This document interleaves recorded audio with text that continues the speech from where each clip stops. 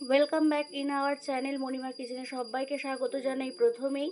তো আজকের একাদশীর একটা রেসিপি নিয়ে এসেছি, মার্বেল পায়েস বানাতে প্রথমেই আমাদের লাগছে বড়দানা সাবু, আমরা যেটা ভিজিয়ে রেখেছিলাম আধ ঘন্টা, তারপর জল ঝরিয়ে রেখেছি।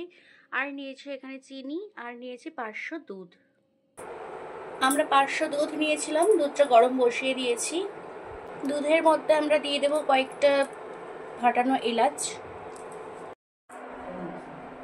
আমরা সাবুটাকে মেখে কিছু দেওয়া হবে না, এমনি মাখা হবে।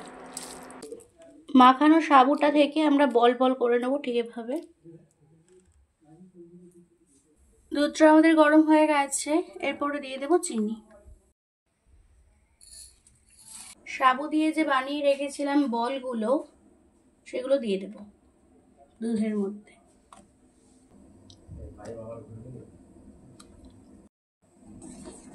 খুব আলতো আলতো ভাবে নেড়ে নিতে হবে।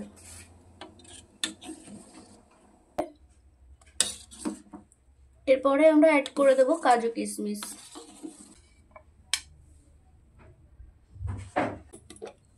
অ্যাড করব ঘি।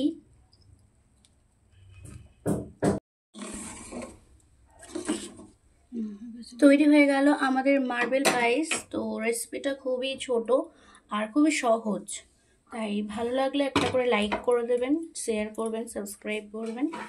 Thank you.